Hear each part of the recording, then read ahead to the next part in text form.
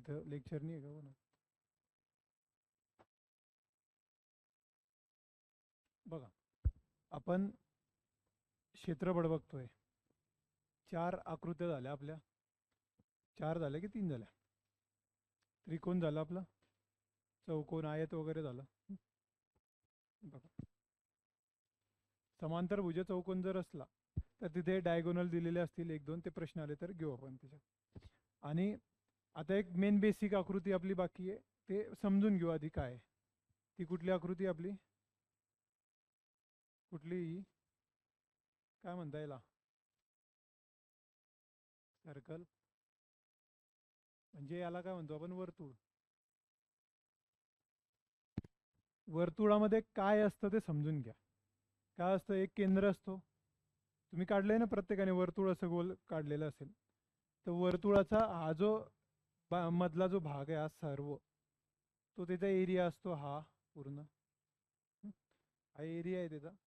आणि हे जे पूर्ण आहे, समजा हे जर तुम्ही मोजलं असं एका रेषेमध्ये, आता एक कर्व मध्ये, पण तुम्ही आता समजा तार आहे, समजा असा तार इथून ब्रेक केला आणि असा मोठा त्याला लांबीमध्ये त्याला एक रेषेमध्ये केला, ते गोलाचा असा, त्याला जर मोजला तर एक प्रकारे तो परिमिती झाली ना ती.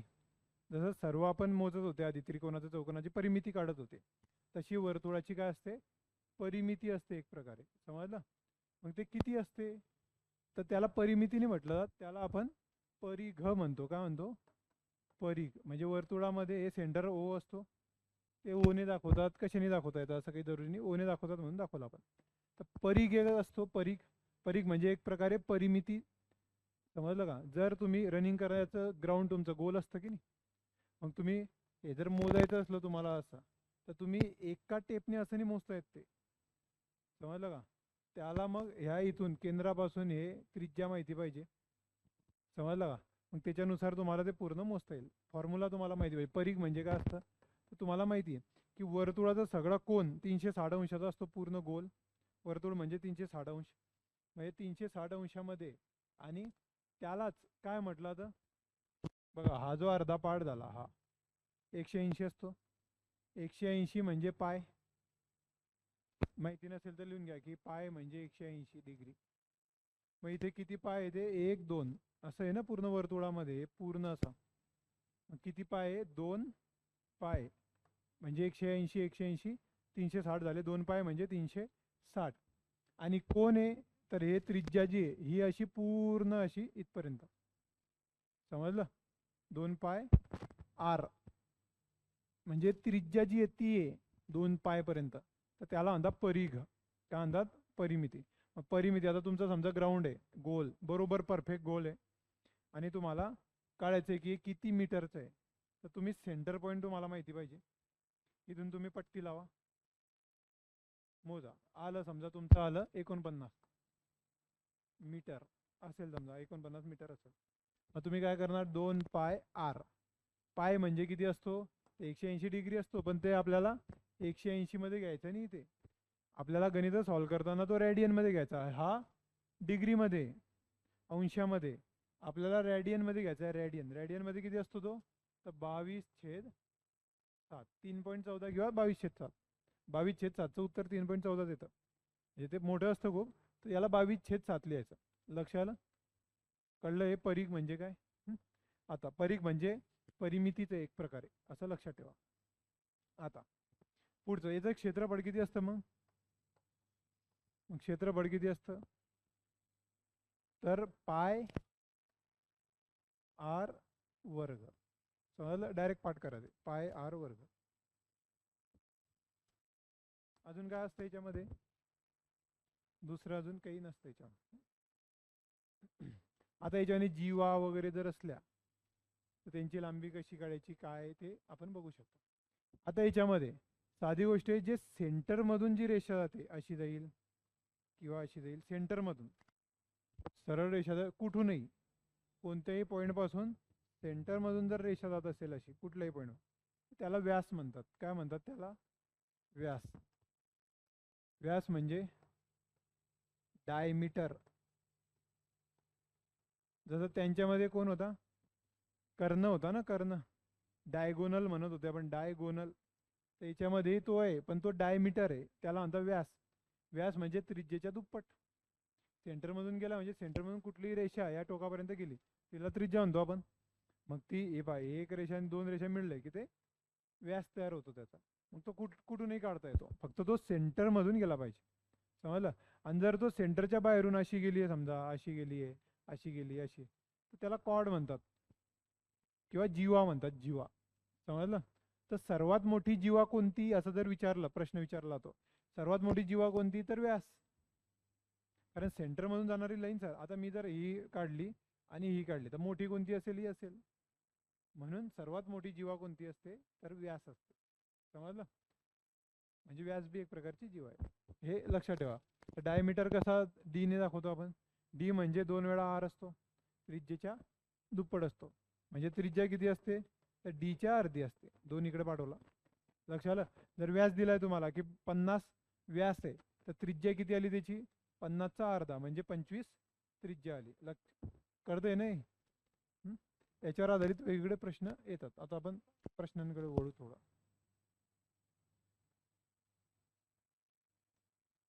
याच्यावर साधा प्रश्न काय येतो की एका वर्तुळाची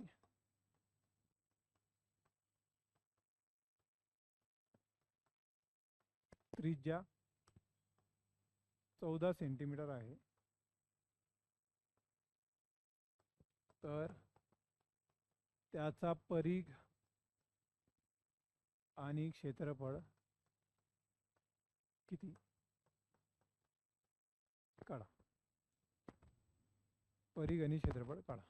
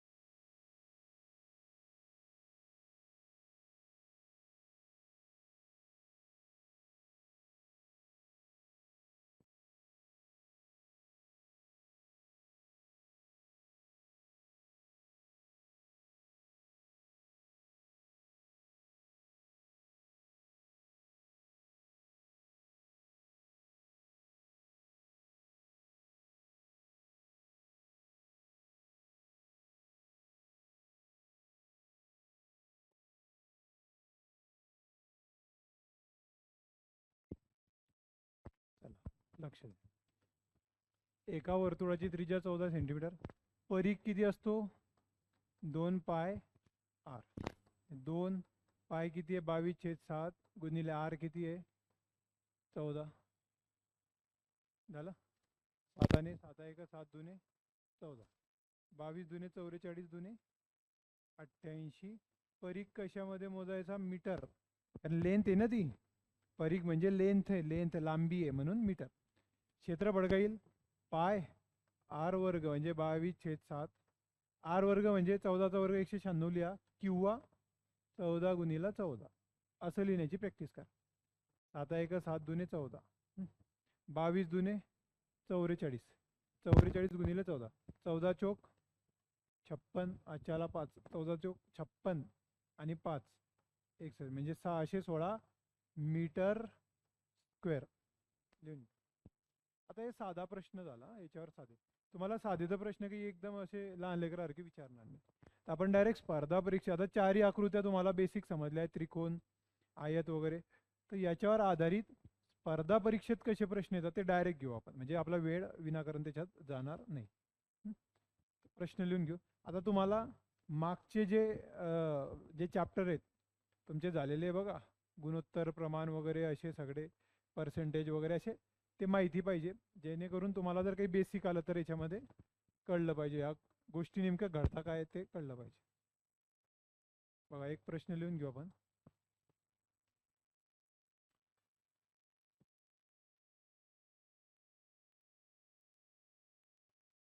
एका आयताकार मैदानाचे परिमाप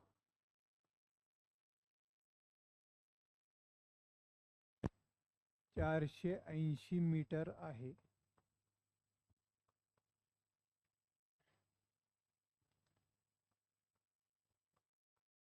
त्याची लांबी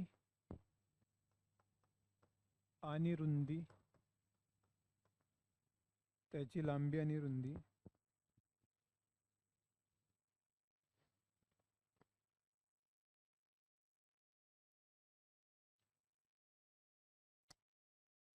ते गेलं ते 5-3च्या गुणोत्तरात 5-3 आहे. असे 5-3 आहे. मैदानाचे क्षेत्रफळ किती? चला काढा. एका आयताकार मैदानाचे परिमाप 480 मीटर आहे. त्याची लांबी आणि रुंदी 5-3 आहे. मैदानाचे क्षेत्रफळ किती?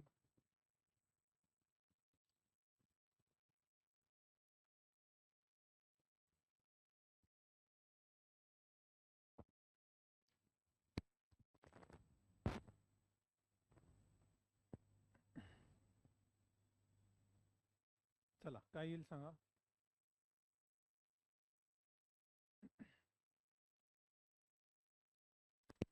बघा प्रश्न बघून घ्या. काय आकृती बघा. असं आयताकार मैदान आहे समजा. आयताकार मैदान आहे. याच्यामध्ये ही लांबी आहे, ही रुंदी आहे. लांबी आणि रुंदी, लेंथ ब्रेथ लिहितो ना आपण. लांबी आणि रुंदी हे आयताकार आहे. आयत दिसतोय ना आता इथे बघा. हे लांबी आणि रुंदी झालं. आता त्याने लांबी रुंदी दिली आहे का? नाही. परिमाप म्हणजे काय? या सर्वांची बेरीज. आता तुम्हाला माहिती आहे परिमाप काय असतं? परिमाप म्हणजे परिमिती. हे बा इथे एक काम करा, परिमिती लिहा. परिमिती, परिमाप हा हिंदी शब्द आहे. परिमिती लिहा तिथे. परिमिती सांगितलंय मी तुम्हाला. याचा फॉर्म्युला लिहिला होता आपण. परिमिती म्हणजे काय? हे बा लांबी अधिक लांबी, रुंदी अधिक रुंदी, असं डायरेक्ट दिलेलं असतं. म्हणजे 2 वेळा लांबी अधिक 2 वेळा रुंदी म्हणजेच काय? तर 2 वेळा लांबी अधिक रुंदी. हे काय असते? परिमिती. दिलंय. मग परिमिती किती आहे? 480. हे 2 वेळा लांबी अधिक रुंदी. तर 2 इकडे पाठवला तर किती होईल? तो भागेल. तो 480ला 2 भागेल म्हणजे 240 उत्तर येईल. म्हणजे लांबी अधिक रुंदी यांची बेरीज किती आहे? 240. पण लांबी किती आणि रुंदी किती माहिती आहे का आपल्याला? नाही. पण दुसरी माहिती काय दिली आहे? त्यांची लांबी आणि रुंदी म्हणजे ही लांबी आणि रुंदी यांचं गुणोत्तर जे आहे ते 5-3 आहे. गुणोत्तर किती आहे? 5-3. म्हणजे काय? तर लांबी किती आहे? तर 5x असेल म्हणजे 5 भाग असेल. तर रुंदी किती असेल? 3 भाग असेल. आता x कुठून आला आपण शिकले. हे कसं मानायचं? मग हे 5x असेल, हे 3x असेल. दोघांची बेरीज इथे आली आपली 240. मग काय म्हणता येईल आपल्याला?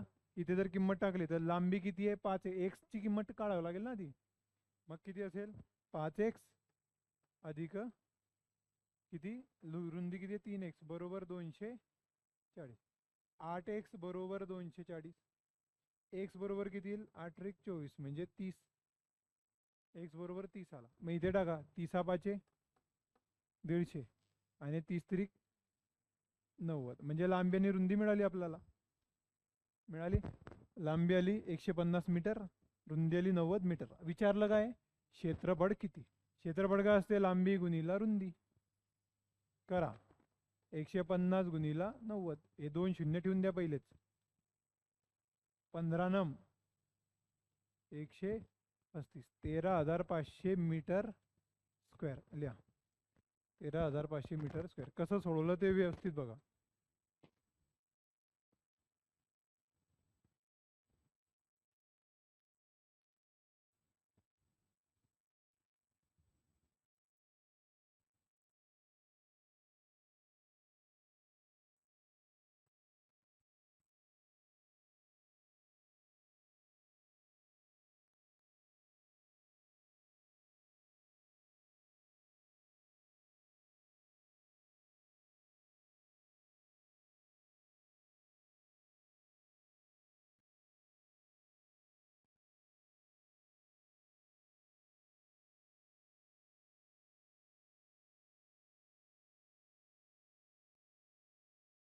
प्रश्न समजला? चला, झालं का? व्यवस्थित लिहा. याच्यात काही अडचण असेल तर विचारा. ऑनलाईन जे आहेत त्यांनी विचारलं चालेल चॅटमध्ये.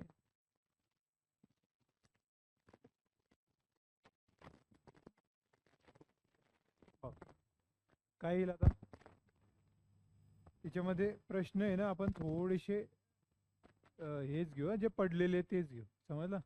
कारण एकदम सोपे सोपे घेऊन काही फायदा नसतो याच्यात. एका आयताची लांबी त्याच्या रुंदीपेक्षा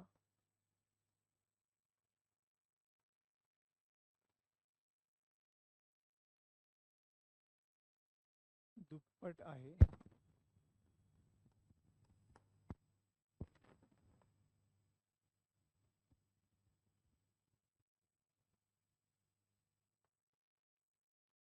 त्याच्या कर्णाची लांबी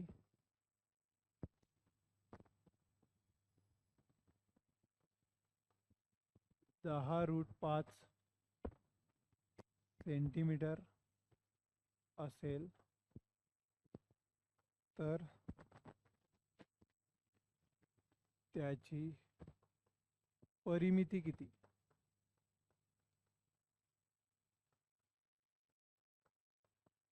परिमिती किती ते विचारले.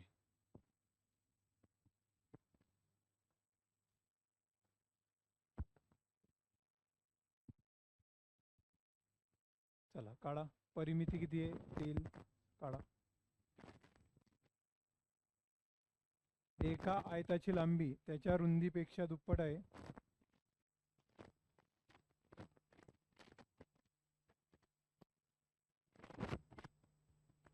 त्याच्या कर्णाची लांबी 10√5 सेंटीमीटर असेल तर त्याची परिमिती किती?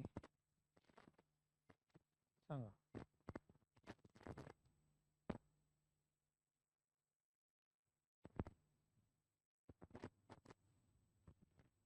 बघा, थोडं डोकं लावायचं इथे, लक्ष द्या. आयताची लांबी त्याच्या रुंदीपेक्षा दुप्पट आहे. लांबी किती आहे? रुंदीच्या दुप्पट. म्हणजे यल बरोबर किती आहे? 2b. लक्ष आलं? कळलंय? किंवा तुम्ही b बरोबर रुंदी x मानली तर लांबी किती येईल सांगा बरं? 2x. आणि डायरेक्ट लिहिलं तरी चालतं, असंही लिहिलं तरी चालतं किंवा असंही लिहिलं तरी चालतं. एक्स मानून करा की असं करा, कसं करायचं सांगा. एक्स मानून, मग एक्स मानून करू की आपण काय करू की रुंदी बरोबर एक्स माना, जो छोटा आहे तो. लांबी किती आहे? दुप्पट आहे, म्हणजे 2x झालं. आता त्याने काय दिलंय? कर्णाची लांबी दिलेली आहे. तर कर्णाच्या लांबीचं सूत्र, आता परिमिती तर काढायची आहे तुम्हाला. परिमिती तर काय असते? आयताची परिमिती 2l अधिक b. 2 लांबी अधिक रुंदी. तर लांबी रुंदी दिली आहे का आपल्याला? डायरेक्ट नाही, ते आपल्याला काढावे लागेल. मग अजून काय दिलंय? तर कर्णाची लांबी दिली आहे. कर्णाची लांबी काय असते? कर्ण बरोबर काय असतो? √l² अधिक b² असा असतो. आता कर्ण किती दिलाय? 10√5 दिलाय. आता इथे लांबीचा वर्ग, लांबी किती आहे? 2x² तिथे मानलंय ना आपण. आणि रुंदी किती आहे? x² बरोबर. आता हे 10√5 इथे 2चा वर्ग 4, x² x² म्हणजे 4x². हे शिकले ना आपण घातांकामध्ये. प्लस x² झालं. 4x² अधिक 1x² म्हणजे किती आला तो? 5x² म्हणजे 10√5. आता इथे 10√5 बरोबर. हा x² बाहेर x येईल. x² बाहेर x येऊन जाईल आणि या √5 मध्येच राहील, म्हणजे √5 मध्येच राहिला. हे √5 गुणिला x असं लिहिता येईल त्याला. समजलं काय? आता हा √5 आणि हा √5 कॅन्सल होईल, कारण हा जर इकडे पाठवला छेदात ते कॅन्सल. 10 गुणिला √5 आहे ना, कॅन्सल होईल. म्हणजे x बरोबर किती आला? x बरोबर किती आला? 10. आणि x काय मानला होता तुम्ही? रुंदी. लांबी किती आली? 20. मग परिमाप किती येईल, परिमिती किती येईल, 10 10 20 20 20 40 म्हणजे 60. किंवा याच्यात किंमत टाका 2 20 अधिक 10 30 गुणिले 2 म्हणजे 60 सेंटीमीटर आहे. हे सेंटीमीटर आहे म्हणून हे सेंटीमीटर मध्ये येईल. लिहा. कळलं नसेल तर विचारा, कुठली स्टेप कळली नसेल तर विचारायच्या.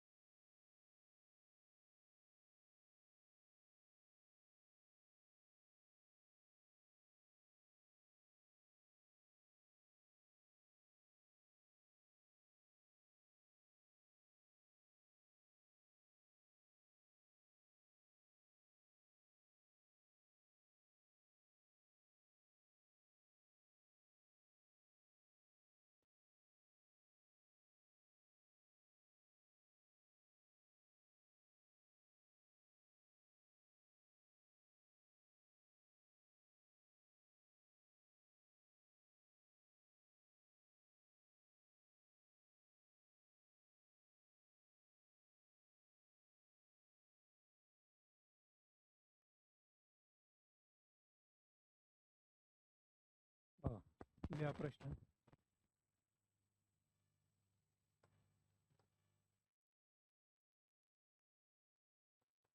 एका आयताची लांबी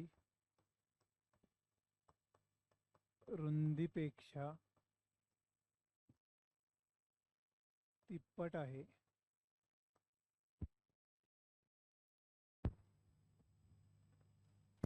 तिप्पट आहे.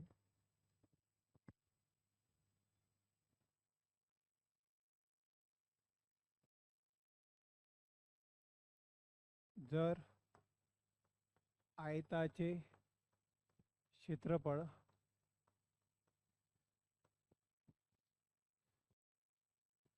6075 सेंटीमीटर स्क्वेअर किंवा मीटर स्क्वेअर असेल,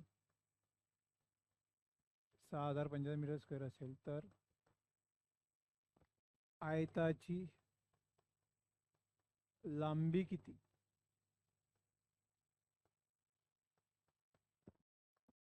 सांगा. सोपा प्रश्न आहे. बघा,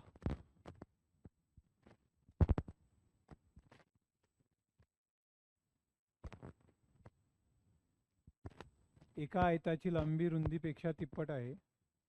जर आयताचे क्षेत्रफळ 6075 मीटर स्क्वेअर असेल तर आयताची लांबी किती?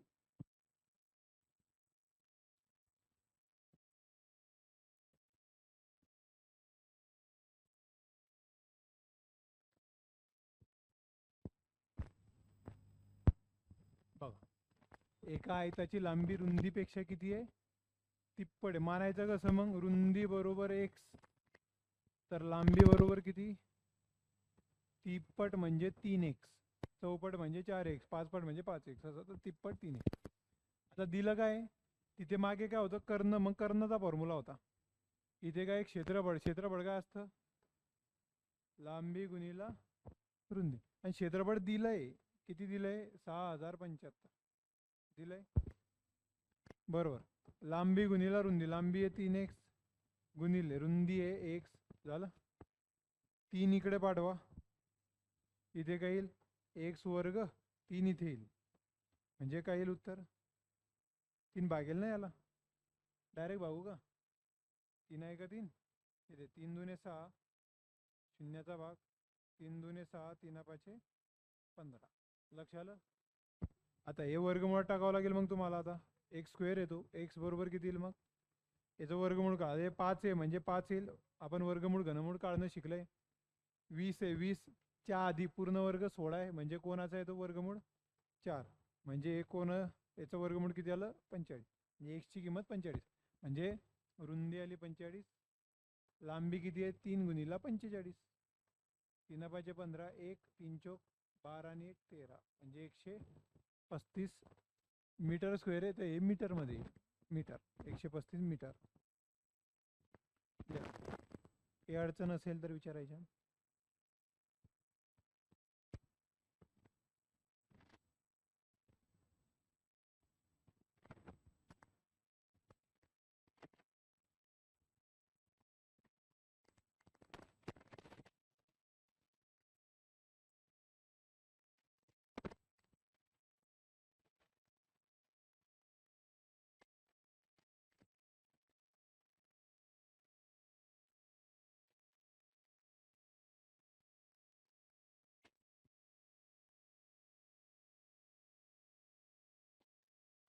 लिहा. एका समभुज चौकोनाचे क्षेत्रफळ 6050 सेंटीमीटर स्क्वेअर आहे. तर त्या चौकोनाचे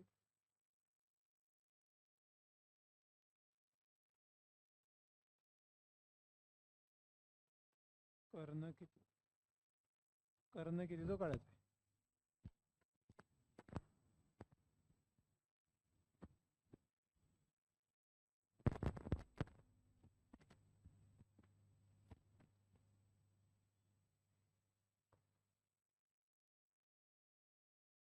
चौकोनाचा कर्ण किती आहे? समभुज चौकोनाचे क्षेत्रफळ 6050 दिलेले सेंटीमीटर स्क्वेअर. तर त्या चौकोनाचा कर्ण किती असेल तो विचारला. किती असेल कर्ण?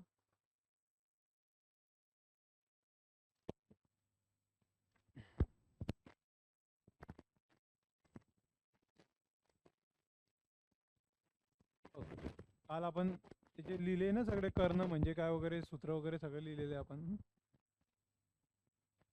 कालचं जर तुम्ही पाहिलं नसेल लेक्चर आणि डायरेक्ट इथे आले तर ते डोक्यावरून जाईल बरं का. तर कालचं लेक्चर बघून घ्यायचं आधी. चला, समभुज चौकोन आहे. आता समभुज चौकोनाचा कर्ण काय असतो? हा समभुज चौकोन आहे म्हणजे सर्व बाजू सारख्या. हे कर्ण असतात ना, जे हा एक दोघी सारखे असतात. तर कुठलाही काढलं तर उत्तर एकच येणार आहे. कर्ण म्हणजे काय असतो तुम्हाला सांगितलं होतं. कर्ण म्हणजे √2a असा येतो ना, डायरेक्ट फॉर्म्युला आहे. कर्ण म्हणजे काय? √2a समभुज चौकोनासाठी.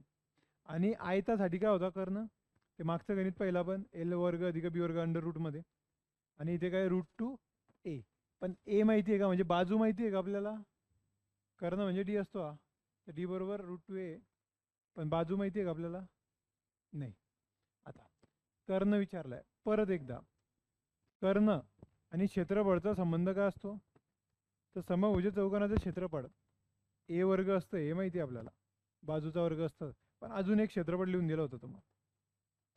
समभुज चौकोनाचे क्षेत्रफळ बरोबर किती? 1/2 गुणिला d². काय होता तो? d². d² म्हणजे कर्णाचा वर्ग, असं एक सूत्र होतं. डायरेक्ट एक किंमत टाका. क्षेत्रफळ किती आहे इथे लिहितो मी. क्षेत्रफळ किती आहे? 6050 बरोबर 1/2 गुणिले d² म्हणजे कर्णाचा वर्ग, डायगोनल. चला 2 इकडे पाठवा, गुणाकार होईल यांचा. 0 2×5 = 10 0. चला 1 2 1 1 1 3 बेसक 12. काय झालं? काय गडबड झाली? एक मिनिट. 0 2×5 = 10 0. चला 1 2 0 0 1. समजलं? बेसक 12 d² झालं. आपल्याला d² नाही काढायचं आहे. काय काढायचं आहे? d म्हणजे डायगोनल कर्ण काढायचं आहे. मग याला काय करावं लागेल? अंडर. हे 2 0 म्हणजे 0 येईल. आणि 121 आहे म्हणजे याचं वर्गमूळ किती येईल? 11. म्हणजे कर्ण किती आला? कर्ण किती आला? 110. तुम्ही जर क्षेत्रफळ म्हणजे a² काढला असता तर काय आलं असतं? 6050 बरोबर 1². मग तरी तुम्हाला ती किंमत d मध्ये टाकावी लागलीच असती इथे. समजलं का? d मध्ये ती किंमत टाकावी लागली असती. कशी? तर पहा, a² म्हणजे असं आलं असतं. मग a म्हणजे किती आलं असतं? तर √6050 असं आलं असतं. ही किंमत याच्यात टाका. √2 गुणिले √6050 यांचा गुणाकार झाला असता ते आलं असतं अंडर रूटमध्ये. समजलं? इथे किंमत टाकली पण डायरेक्ट होतं आपल्याकडे सूत्र. मग आपण हिच्याद्वारे ते सोडवायचे. लिहून घ्या ते. काही अडचण असेल याच्यामध्ये तर विचारा.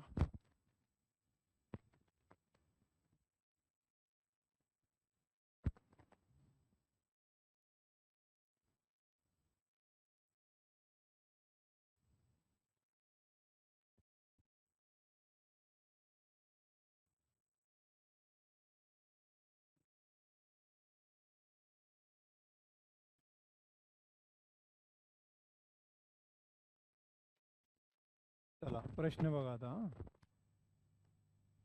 सोपे सोपे प्रश्न घरी करायचे. हे थोडे वेगवेगळे जे प्रश्न असतात ते आपण घेतोय. हा, 2 समभुज चौकोनाचे 2 समभुज चौकोनाची परिमिती अनुक्रमे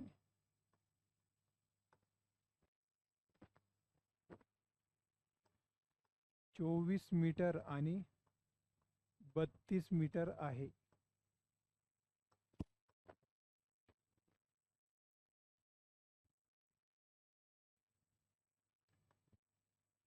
एक अशा समभुज चौकोनाची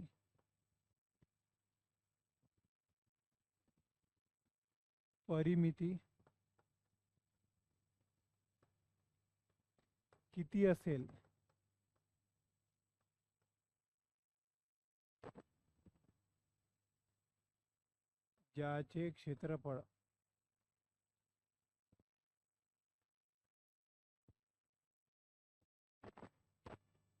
या 2 समभुज चौकोनाच्या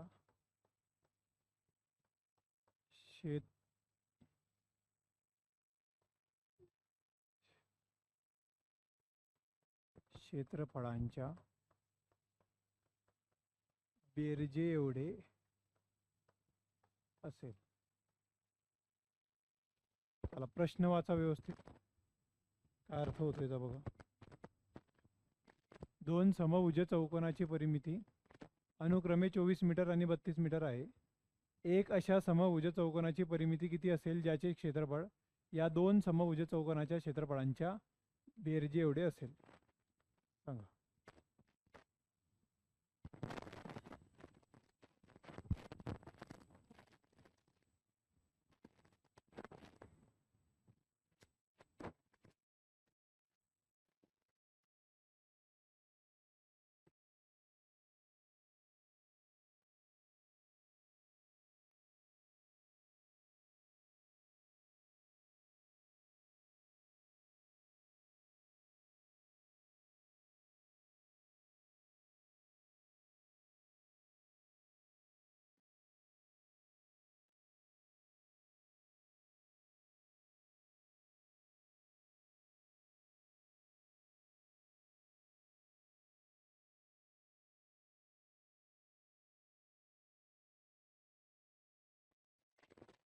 काय दिले तिथे.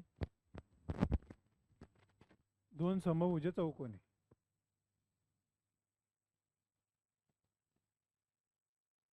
हे चौकोन आहे समजा 2. एकाची परिमिती किती आहे 24, एकाची 32. परिमिती समभुज चौकोनाची परिमिती किती असते 4 आहे. म्हणजे पहिल्यासाठी 4 आहे 24 आहे. म्हणजे ए बरोबर किती येईल 6 येईल. 4 इथे भागीला देईल. आणि ते 32 आहे. 32 भागिले 4 म्हणजे किती येईल त्याचा ए बरोबर. याचा ए बरोबर आला 4 6. याचा ए बरोबर किती येईल 8. समजलं. परिमिती 4 ए असतं 4. मग छेद 4 करा ते मिळून देईल आपल्याला. तर हे 6 जशी आली तशी ही 8 आली. हे समजलं. आता तो काय म्हणतोय असं एक समभुज चौकोन ज्याचं क्षेत्रफळ यांच्या क्षेत्रफळा एवढं आहे बेरजे एवढं आहे त्याची परिमिती किती असेल. आता मला सांगा याचं क्षेत्रफळ किती येईल. ए वर्ग म्हणजे 36 येईल. 36 मीटर स्क्वेअर. याचं क्षेत्रफळ किती आलं 6 6 ए वर्ग येईल ना तो. मग 6चा वर्ग 36 आणि याचा 8चा वर्ग 64चा वर्ग. आपलं 8चा वर्ग म्हणजे किती? 64 मीटर स्क्वेअर. चला दोघांची बेरीज किती झाली सांगा? 100 मीटर स्क्वेअर. म्हणजे जो नवीन समभुज चौकोन आहे त्याचं क्षेत्रफळ किती आलं आपलं? 100 मीटर स्क्वेअर. मग आता तो जो मोठा चौकोन आहे समजा, समभुज चौकोन यांच्या बेरजीतून तयार झालेला, त्याचं क्षेत्रफळ 100 मीटर स्क्वेअर आहे. मग त्याची बाजू किती आली ते सांगा? बाजू काय येईल? ए वर्ग बरोबर काय येईल त्याचा? 100 स्क्वेअर. मग ए बरोबर किती येईल त्याचा? अंडररूट टाकावं लागेल ना. म्हणजे बाजू किती आली त्याची? 10 आली. मग परिमिती किती असेल त्याची? परिमिती विचारली आहे. अशा समभुज चौकोनाची परिमिती किती? मग 10 10 10 10. तर समजलं, पहिले क्षेत्रफळ काढलं, क्षेत्रफळावरनं बाजू काढली, बाजूवरनं परिमिती लक्षात आली. म्हणजे किती येईल ते? 10 10 10 40 मीटर. किती असेल? 40 मीटर. लिहून घ्या. प्रश्न समजला, सोपाच आहे, फक्त त्याला कसा सोडवायचा तो बघा. आणि सूत्रपाठ असले तर सोपं आहे, सूत्रपाठ नसले तर मग गेला.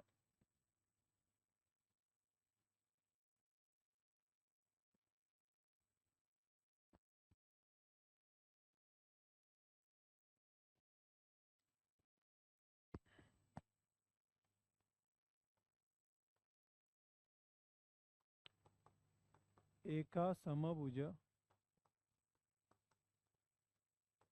त्रिकोणाचे क्षेत्रफळ 4√3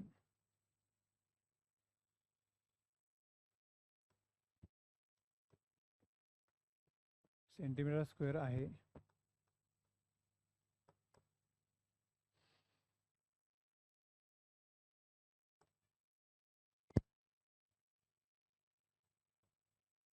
त्याच्या प्रत्येक भुजेची लांबी किती? सांगा पटकन. प्रत्येक भुजेची लांबी किती? किती येईल सांगा? समभुज त्रिकोणाचे क्षेत्रफळ काय असतं ते बघा, सूत्र बघा आणि सोडवा.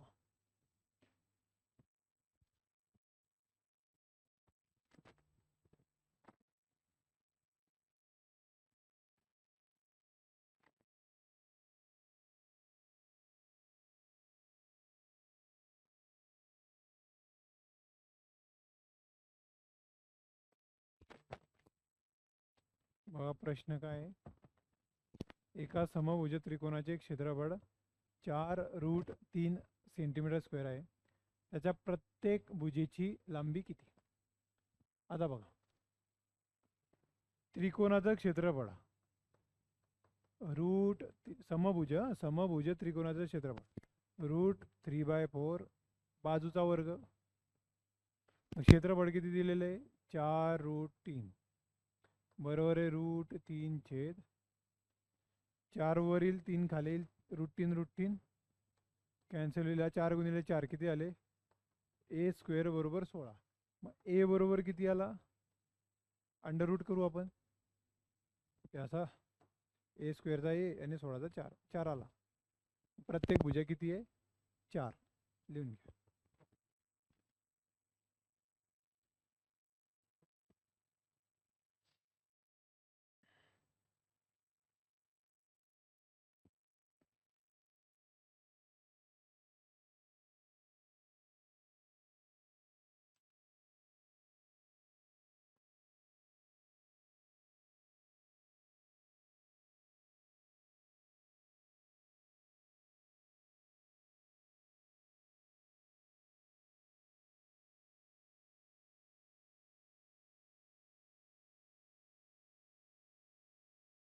एका काटकोन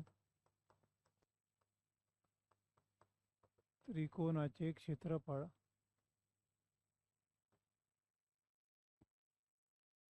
30 सेंटीमीटर स्क्वेअर आहे.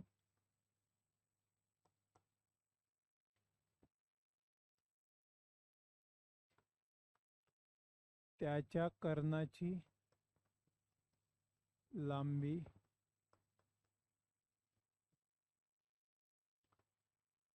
13 सेंटीमीटर आहे.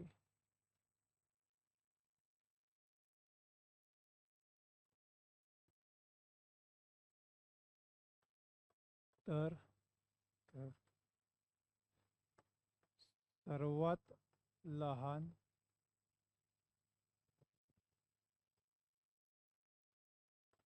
बाजूची लांबी किती? ऑप्शन बी लिहून घ्यायचे म्हणजे ऑप्शनवरनं सोडवता येईल तुम्हाला. सांगा. Option A 4 centimetre, 5 centimetre, 6 centimetre, 7 centimetre. Option A बघा. ऑप्शन ए बघा काय दिले बघा. साधे साधे प्रश्न आपण जेव्हा ते सूत्र लिहिले तेव्हाच घेतले होते ना, साधे साधे. मग आता याच्यात दिलं काय बघा. एका काटकोन त्रिकोणाचे क्षेत्रफळ 30 सेंटीमीटर वर्ग आहे. त्याच्या कर्णाची लांबी 13 सेंटीमीटर आहे. तर सर्वात लहान बाजूची लांबी किती?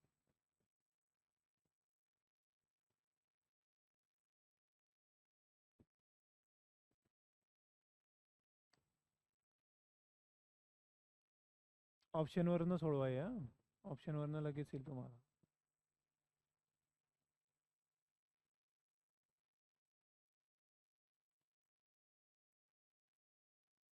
इक्वेशन वरूनही सोडवता येते, पण ते इक्वेशन थोडं लेन देऊन जाईल, बाकी काही.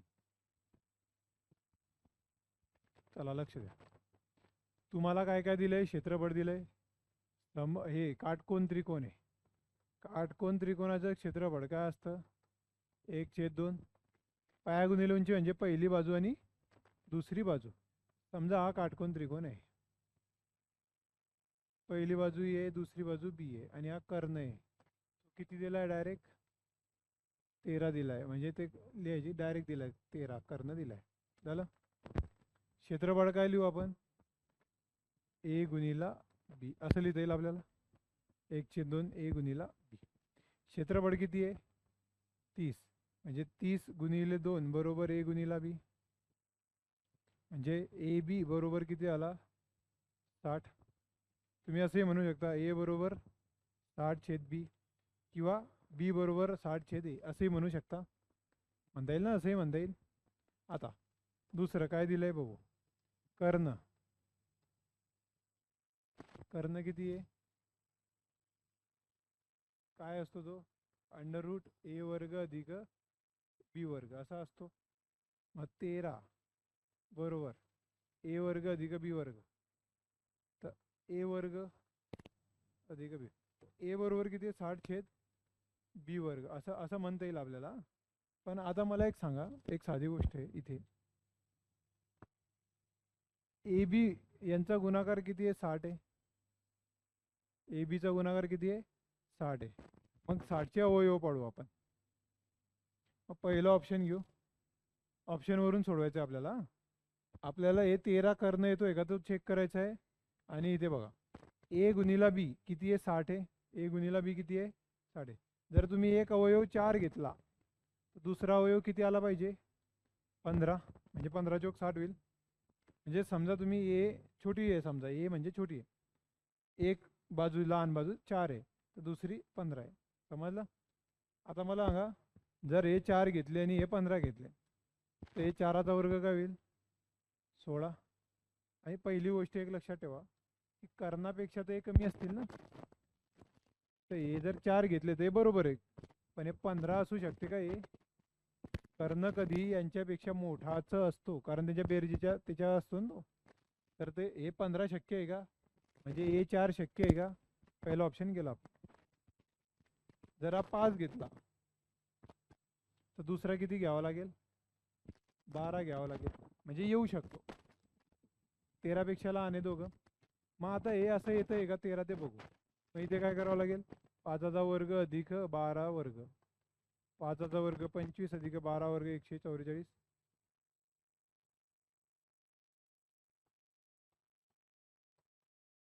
13 आणि इकडे काय होतं? 13 झालं. फॉलो म्हणजे टॅली झालं. म्हणजे काय येईल उत्तर? 5. जर तुम्ही 6 घेतलं असतं तर दुसरं किती असतं? 6 10 60 म्हणजे येऊ शकतं. पण करून बघा, 6चा वर्ग अधिक 10चा वर्ग, 6चा वर्ग 36, 10चा वर्ग 100, अंडर 136 बाहेर येईल का तो? नाही, म्हणजे फेल. 7 घेतलं असतं तर ते तर आलंच नसतं, कारण 60 मध्ये 7 अवयव असतो का? 7 गुणिला किती म्हणजे 60 काढता येईल का आपल्याला? म्हणजे ते तर येणारच नाही. म्हणजे काय येऊ शकतं आपलं हे, हे जर इकडे तिकडे टाकलं आणि केलं तरी उत्तर येतं, तरी उत्तर येतं, पण त्या भानगडीत पडायचं नाही. ते सोडवायला अजून वेळ आहे आपल्याला, ते बघू आपण पुढे. ते बैजिक राशींमध्ये तुम्हाला जेव्हा शिकवेल मी तेव्हा सांगेल ते.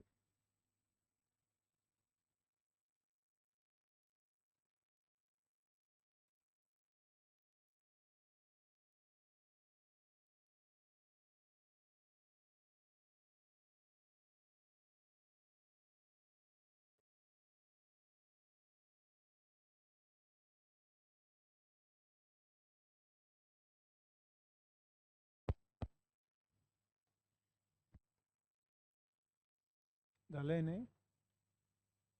झालंय का? झालं का?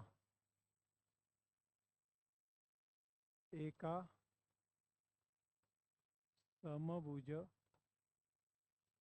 त्रिकोणाची उंची √6 सेंटीमीटर आहे, तर त्याचे क्षेत्रफळ किती? क्षेत्रफळ किती काढा.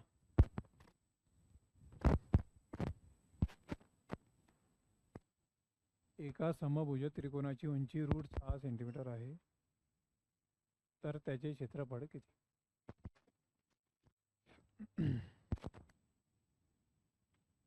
किती येईल बघा.